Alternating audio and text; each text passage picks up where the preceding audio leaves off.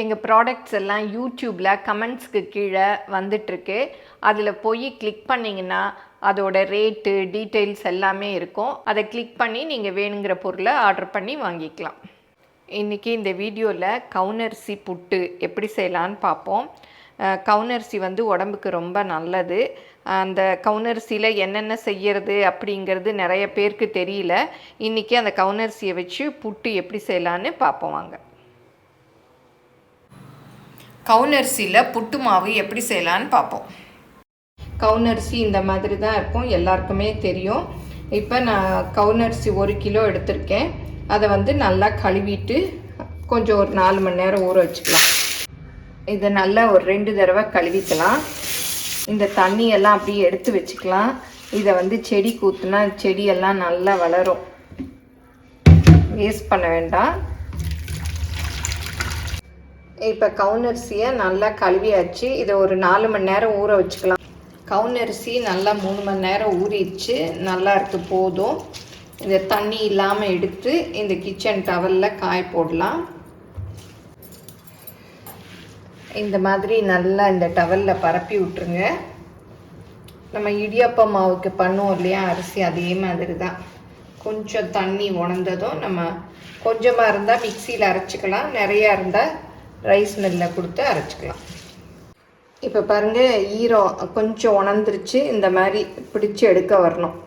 இப்படி இருக்கிறச்சே தான் நமக்கு அரைச்சா நல்லாயிருக்கும் இடியாப்பம் புட்டுலாம். இப்போ நான் கொஞ்சமாக இருக்கிறதுனால மிக்சியில் போட்டு அரைக்க போகிறேன். நீங்கள் நிறையா இருந்தால் மிஷினில் கொடுத்து அரைச்சிக்கலாம். இப்போ மிக்சியில் கொள்கிற அளவுக்கு போட்டுக்கலாம். ஒரு 3 கை அளவுக்கு போட்டுக்கிறேன். இப்போ அரைச்சாச்சு.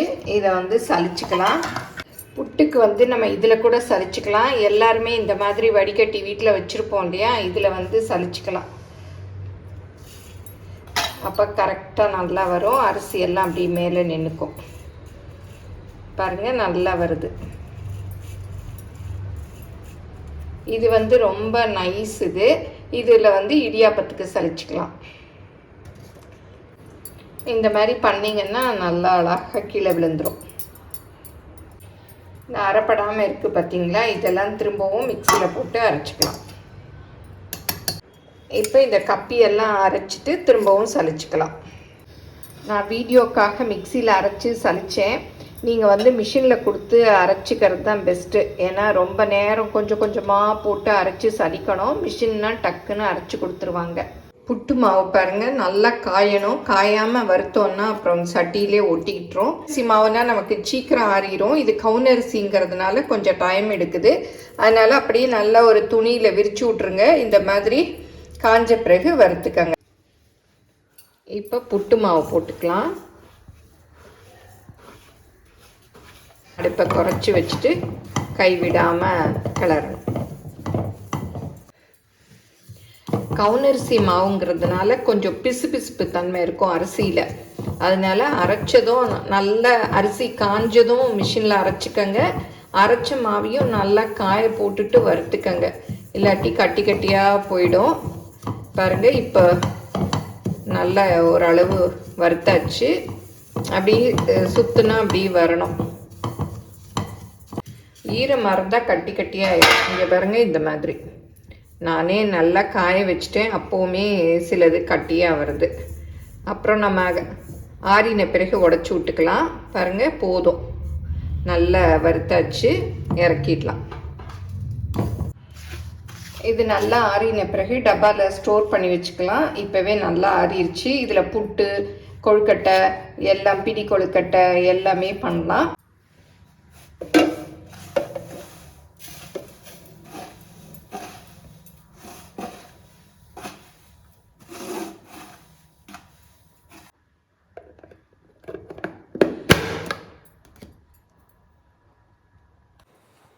கவுனரிசி புட்டு மாவு இந்த மாதிரி கொரன்னு இருக்கணும். நைஸாக இருந்ததுன்னா நீங்கள் புட்டு வைக்கிறச்சு அது குழஞ்சி போயிடும்.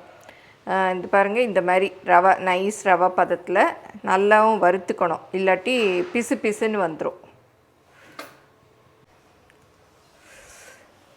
இப்போ தண்ணி ஊற்றி லைட்டாக தண்ணி தொளித்து பெசரிக்கலாம். நம்ம எப்போவும் புட்டு செய்வோம் இல்லையா, அதே மாதிரி தான். ஏன்னா இது வந்து கவுனரிசிங்கிறதுனால அந்த பிசுபிசுப்பு தன்மை இருக்கும். அதனால தான் நல்லா வறுத்துக்கணும் அரிசியை, அப்போ தான் புட்டு செய்ய வரும். பாருங்கள், இந்த மாதிரி பெசரிக்கணும். பாருங்கள், ஒரு கொஞ்சம்தான் தண்ணி தொளித்தேன். இந்த மாதிரி பொல பொலன்னு உதிரியாக வர மாதிரி பண்ணிக்கணும்.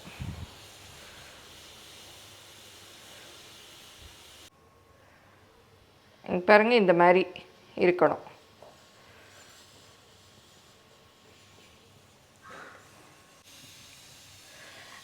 இப்போ இந்த சிரட்டை புட்டு மேக்கரில் தான் அவிக்க போகிறேன். இந்த டிஸ்கை போட்டுறணும், கொஞ்சமாக தேங்காய்.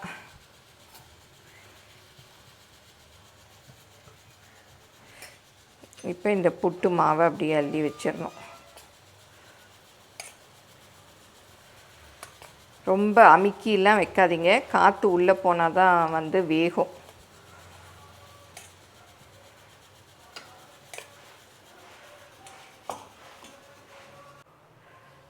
இப்போ மூடி வச்சுக்கலாம், இதை வேக வச்சுக்கலாம். இப்போ குக்கரில் தண்ணி ஊற்றி அந்த ஸ்டீம் வருது இல்லையா, அந்த இடத்துல இதை மாட்டிட வேண்டியதுதான். இந்த ஸ்டீம் வந்துருச்சு பாருங்கள். இப்போ வந்து எடுத்துடலாம். நல்லா வெந்திருக்கும். 3 ஹோல்ஸ்லேயும் ஸ்டீம் வந்திருக்கு பாருங்கள், தெரியுது. இப்போ இதை எடுத்துடலாம்.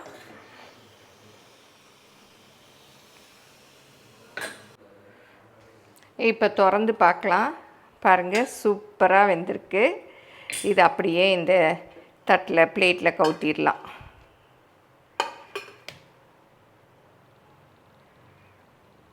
சூப்பராக கவுனரிசி புட்டு ரெடி ஆயிடுச்சு.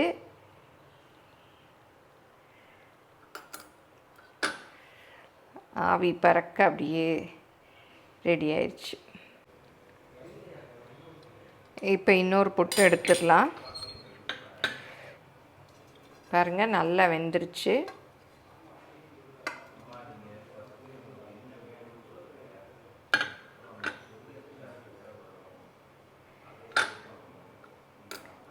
ஃபைனாக வெந்துருச்சு பாருங்கள்.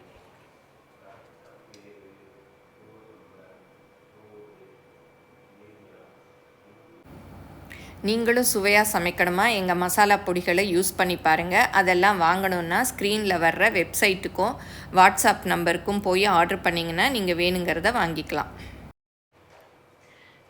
இப்போ கவுனரிசி புட்டு ரெடி ஆகிடுச்சு. இதை வந்து சூடாக இருக்கச்சே நெய் ஊற்றி நாட்டு சக்கரை போட்டு பிசைஞ்சு சாப்பிட்லாம். இது வந்து கொஞ்சம் பிசு பிசுப்பாக இருக்கும், அதனால் நல்லா நீங்கள் வந்து கொரன்னு அரைச்சிக்கங்க. இல்லாட்டி அப்படி களி மாதிரி இருக்கும். பாருங்கள், இப்போ நல்லா புட்டு உதிரியாக வந்திருக்கு. இதோட அப்படியே கொஞ்சம் நாட்டு சக்கரை சேர்த்து சாப்பிட்டோம்னா அவ்வளோ யம்மியாக இருக்கும், சூப்பராக இருக்கும். இது உடம்புக்கு அவ்வளோ நல்லது, அதுவும் முக்கியமாக பெண்களுக்கு ரொம்ப நல்லது. எல்லோரும் செஞ்சு பாருங்கள். எப்படி வந்ததுன்னு உங்கள் கமெண்ட்ஸை சொல்லுங்கள். பிடிச்சிருந்தால் லைக் பண்ணுங்கள். இதில் நாட்டு சக்கரை கூட வேண்டாம், அந்த வெல்லமும் கவுனரிசியும் சேர்த்து சாப்பிட்டாலே அவ்வளோ நல்லாயிருக்கும், அந்த கவுனரிசியோட வாசத்தோட. எல்லோரும் ட்ரை பண்ணி பார்த்துட்டு எப்படி வந்ததுன்னு உங்கள் கமெண்ட்ஸை சொல்லுங்கள். பிடிச்சிருந்தால் லைக் பண்ணுங்கள். எங்கள் சேனலை மறக்காமல் சப்ஸ்கிரைப் பண்ணுங்கள். உங்கள் ஃப்ரெண்ட்ஸுக்கும் ஷேர் பண்ணுங்கள். ஃபேஸ்புக், இன்ஸ்டாகிராமில் அன்னம்ஸ் ரெசிபீஸை ஃபாலோ பண்ணுங்கள். தேங்க்யூ.